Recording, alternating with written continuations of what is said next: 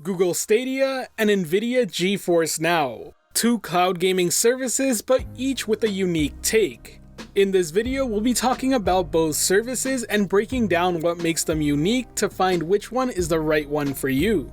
And just so you know, all the gameplay running in the background is from a Geforce Now instance. Anyways, let's get started. To begin, you should understand that Geforce Now is more of a service, while Google Stadia is aiming to be a whole new platform.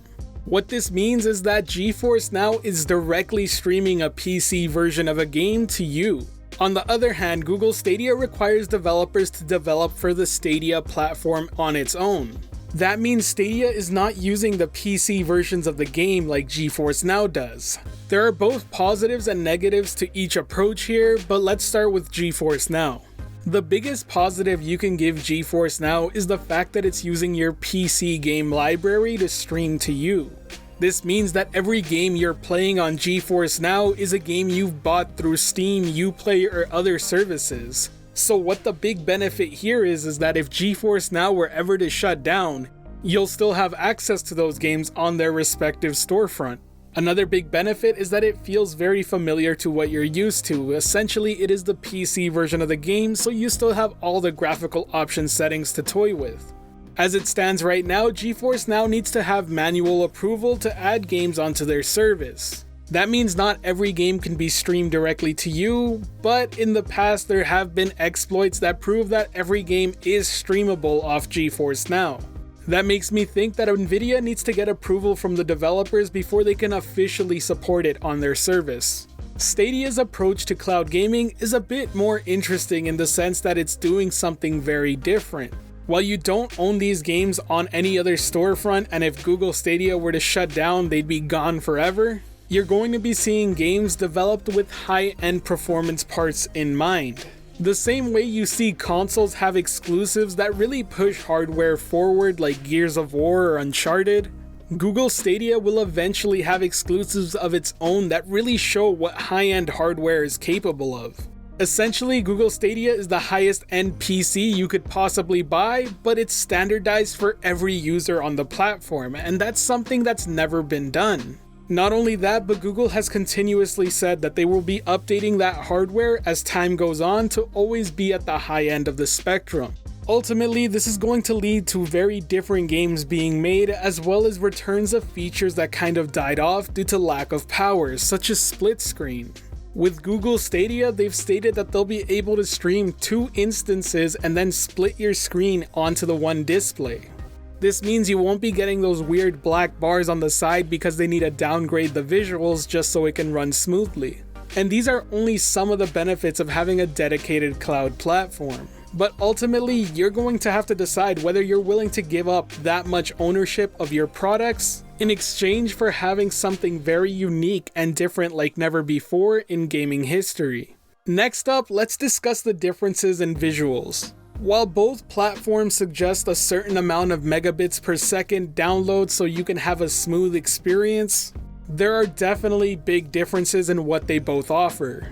Geforce Now currently streams at 60 FPS 1080p, but it also has the option to reduce the resolution to 720p and achieve 120 FPS. Stadia, on the other hand, has promised to launch with support for both 720p and 1080p 60 FPS, and if you're a Stadia Pro member, you'll have access to up to 4K 60 FPS streams. Google has gone on the record that they do plan on supporting higher refresh rates down the road, and even up to 8K once it's more widely available. To be very clear, Nvidia's hardware seems more than capable of achieving higher FPS count. With that said, it seems like their current limitation is based on their streaming technology. And ultimately, both of these services will be highly dependent on your connection to your internet and how stable it is. With that said, if you're interested in 4K gaming at 60 FPS, as of right now, Google Stadia is the only one to offer that resolution. Next up, let's talk pricing, but essentially this is going to be a make or break factor for me personally, and I'm sure a few others as well. As of right now, Google Stadia is only charging you the price of the game to play in 1080p and 720p. That being said, if you want to play in 4K, you need to be a Stadia Pro member. At the time of this video, Stadia Pro membership costs $10 a month and gives access to one game chosen by Google each month, give or take. On top of that, it is also advertised that it will give exclusive discounts to members, but what those are have yet to be seen. Geforce Now, on the other hand, has yet to give any sort of official word on its pricing. Currently, it's still in beta phase, and during that phase, it's completely free for anyone to use if you get accepted into the beta. You're also guaranteed acceptance if you buy a Geforce Now Shield TV. And just to put it out there, there have previously been talks about a monthly payment systems of around €10 a month, but there have also been talks of a pay-per-use system, essentially equating to $25 for 20 hours of use. Now, I don't know about you, but personally, I'd much rather pay monthly and have unlimited usage of the service. That being said, it's still up in the air, so who knows what the final pricing of Geforce Now will be. Next, let's talk peripherals, what they do, and their cost. As of right now, if you want to run Geforce Now on a TV, you're going to be needing a Shield TV as an add-on. There may be other ways of getting this to work, such as casting your Android or tablet directly to your TV Chromecast, but I'm not sure just how well that would work. Anyways, a Geforce Shield TV retails for about $179, but if you're willing to put in another $20, you can get a bundle that includes a controller as well. On the other hand, Stadia is selling a Founders Edition that retails for $129. This Founders Edition includes a Chromecast Ultra, a Stadia controller, 3 months of Stadia Pro membership, as well as a Buddy Pass that also includes another 3 months to give to a friend. The first game they're offering as part of the Pro membership is Destiny 2: The Collection. And contrary to what most other YouTubers have stated, this isn't the free version of Destiny 2. This is the collection of every single expansion Destiny 2 has had, including the newest one coming. And as a fan of the series, I really envy those of you who are getting into Destiny with all this content to start out with. I will note that you can buy each piece of the Founders Edition individually, but you are saving quite a bit of money by buying the Founders Edition bundle. And now let's talk peripherals. Both platforms seem like they support pretty much any Bluetooth controller you decide to connect to it. That being said, if you're on Stadia and you only have a Chromecast to play from, you're going to need a Stadia controller to connect with, at least for the time being. The Shield TV, on the other hand, does support Bluetooth itself, so you can connect any Bluetooth controller and play. The unique controller included in the Shield TV bundle, while very different looking, it is essentially an Xbox controller with a few unique features for using the Shield TV. Google, on the other hand, decided to do something different with Stadia's controller. It's unique in the sense that it connects directly to your internet to reduce input latency as much as possible.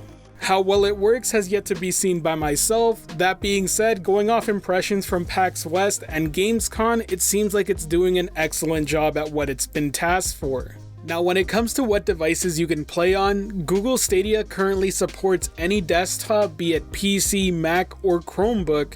As long as it can run the Chrome browser, it should be able to play Stadia no problem.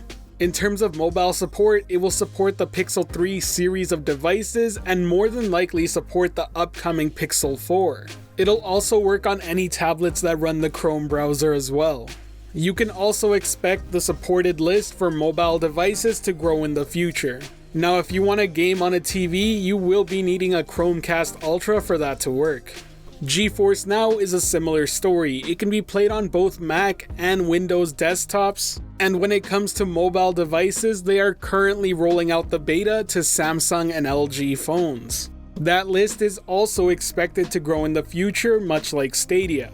Now, if you want to play with Geforce Now on a TV setup, you will need a Shield TV to hook up to it. Now, to wrap this all up, I want to give my overall view on what's better for me personally. That being said, it might help you make a decision on what you rather choose. Now, when it comes to gaming, I'm definitely the type of person who likes things that push technology forward. Things that stand out and try and do something different than what everyone else is trying to do. Now, with all that said, my platform of choice here is going to be Google Stadia. And it's fair to say that that might not be for everyone, but essentially it's just a different way to play. It is a risk because I am betting on a platform that may fail, and if it does, I will lose any game I purchase on it. but it's going to provide so many new ways to play and experience games. I long for the day that couch co-op play comes back. And with Stadia, that can be a possibility. The way the platform has been designed from the ground up is about innovating the way we play. Be it bigger player pools, or massive worlds like never before seen, or even Google AI implementation. There is so much with Stadia that is currently unknown and what it will change in gaming. And I, for one, am very excited about those possibilities and really hope to see it succeed, to see it flourish, and see those ideas expand even further. That being said, Geforce Now is a very capable service. It's one that I've used daily ever since getting into its beta. If anything, this is the service that completely sold me on Google Stadia. It works well enough that I can't tell the difference when I'm playing locally on my TV or streaming it. Not only that, but it offers a much safer bet in case you're worried about a service losing all access to your games. At the end of the day, you own each game in their respective storefront whether you're using Geforce Now or not, and that is a huge benefit. Personally speaking, I hope to see this succeed as well. I'm just a little worried on Nvidia's pricing.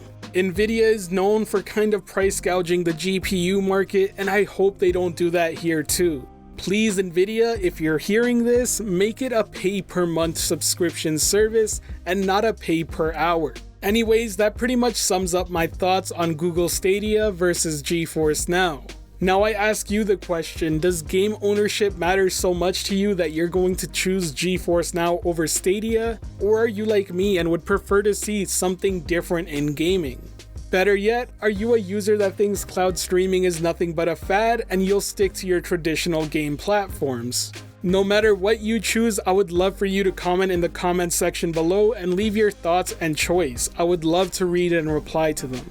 Lastly, if you enjoyed the video or found it helpful at all, please hit that like button as it really helps grow the channel out.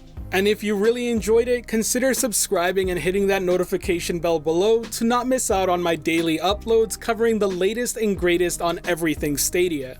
Thanks for watching, and until next time, I'll catch you in the clouds. Peace.